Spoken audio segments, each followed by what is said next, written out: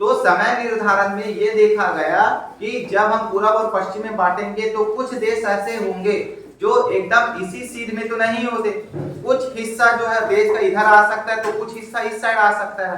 तो इससे बचने के लिए क्या करें? तो ये क्या है बताइए आप लोग? ग्लोब। इसको क्या बोलते हैं? ग्लोब। ग्लोब का मतलब पृथ्वी का एक नकल, पृथ्वी का एक मॉडल। ठीक है, इस ग्लोब में देखें तो बहुत सारी चीजें दिखाई दे रही है। हमारी पृथ्वी का आकार लगभग ऐसी है, ये पूरी तरह से हमारी पृथ्वी गोल नहीं है। क्यों पृथ्वी पूरी तरह से गोल नहीं है? आप देखोगे यहाँ पर थोड़ा फैला हुआ दिख रहा है, इस प्रकार से दिख रहा है यहाँ पर, और जैसे जैसे ऊपर की ओर जाते हैं वो थोड़ा सा कैसे दिख रहा है आप लोग? थोड़ा चपटा हुआ दिखाई दे रहा है ना, जबकि गोल पूरा गोल कैसे होता है? इस प्रकार से पूरा गोल होगा, ऐसे होना चाहिए गोल लगभग लगभग, लेकिन ऐसा नहीं है वो, है ना। हमारी पृथ्वी का आकार लगभग लगभग थोड़ा सा भू-आभ है। भू-आभ का मतलब गोल दिखने, गोल जैसे दिखने वाली आकृति भू-आभ है, जबकि हमारी पृथ्वी पूरी तरह से गोल नहीं है। यहाँ पर आपको अक्षांश देशांतर रेखाओं का पूरा जाल दिखाई दे रहा है। देशांतर रेखा हम जानते हैं, देशांतर रेखा क्या होता है। ठीक, अब आप सबको पता है कि टोटल देशांतर रेखाओं की संख्या कितनी है? 360। 360 है ना। 360 किस लिए 360 है? 360 इसलिए क्योंकि ये एक प्रकार से वृत्त के समान है ना, और वृत्त का अगर हम अंश देखते हैं, अंश, तो टोटल ये होता है 360 अंश। कितने अंश? 360 अंश है। तो प्रत्येक अंश पर एक देशांतर रेखा खींची गई है। ठीक है, देशांतर रेखा का मतलब क्या हुआ? ये आपकी पृथ्वी हो गई, और इस प्रकार से जो उत्तर से दक्षिण की ओर जो रेखाएं खींची गई है वही आपकी कौन सी रेखा है? देशांतर रेखा।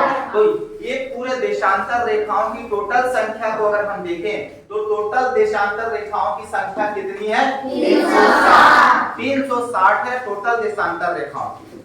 ठीक है, समस्या ये आ गई कि 360 देशांतर रेखा है, उसमें प्रधान देशांतर रेखा हम किसको माने? तो यहाँ पर क्या हुआ, जब प्रधान देशांतर रेखा जब मानी जा रही है तो इंग्लैंड के पास एक जगह है, ठीक है, सॉरी, लंदन के पास एक जगह है जिसका क्या नाम है? ग्रीनविच। क्या नाम है? ग्रीनविच। ग्रीनविच बोलते हैं, कभी कभार इसको ग्रीनिच भी बोलते हैं, ग्रीनविच या ग्रीनिच। तो लंदन के पास जो जगह है ग्रीनविच, उस ग्रीनविच के पास से जो एक रेखा गुजरी हुई थी, देशांतर रेखा, उसी को प्रधान देशांतर रेखा माना गया। ठीक है, अब इसी को क्यों माना गया? भारत के पास भी तो देशांतर रेखा गुजरी हुई है, अमेरिका के पास भी देशांतर रेखा गुजरी है, जापान के पास भी है, तो इसी को ही क्यों प्रधान देशांतर रेखा माना गया? तो इसके पीछे दो कारण है। ठीक है, पहला कारण ये है, आप जानते हैं कि इंग्लैंड है ना, यूरोप के अधिकांश जो देश है वो अलग अलग देशों में अपने उपनिवेश स्थापित कर दिए थे। उपनिवेश का मतलब है उन्होंने अपना साम्राज्य वहां पर स्थापित कर दिया था। उसमें यूरोप का एक देश था जिसका नाम था इंग्लैंड। क्या नाम था? इंग्लैंड। इंग्लैंड, ठीक है। तो इंग्लैंड ने क्या किया?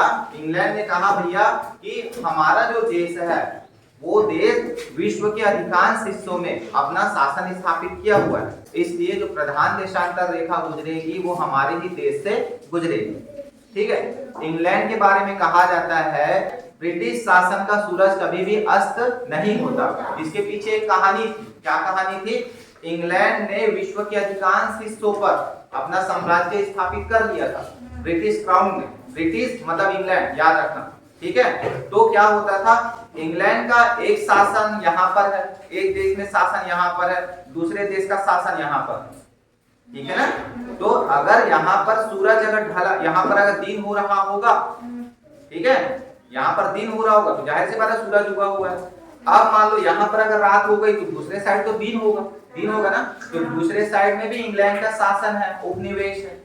मतलब पृथ्वी में, विश्व में जितने भी देश है उसमें अधिकांश देशों पर इंग्लैंड का शासन स्थापित हो चुका था। ठीक है, इसलिए कहा जाता है कि ब्रिटेन का सूरज कभी भी अस्त नहीं होता। इसलिए इंग्लैंड के लोगों ने कहा लंदन से प्रधान देशांतर रेखा खींची जानी चाहिए। ठीक है, तो प्रधान देशांतर रेखा खींची गई। दूसरा सबसे बड़ा कारण ये है, अगर मैं आप लोगों को दिखाऊं तो ये स्वीडन के पास आपको नीचे में दिखाई दे रहा है इंग्लैंड। ठीक है, ये ब्रिटेन है, आप लोग को दिखाई दे रहा होगा, देखो ब्रिटेन दिख रहा है यहाँ पर, ब्रिटेन दिखा, ब्रिटेन के नीचे यहाँ पर लंदन, ठीक है। तो ये आपका ब्रिटेन और लंदन, ठीक है, ये है आपका लंदन, ब्रिटेन और लंदन, दिख रहा है ना, ये लंदन।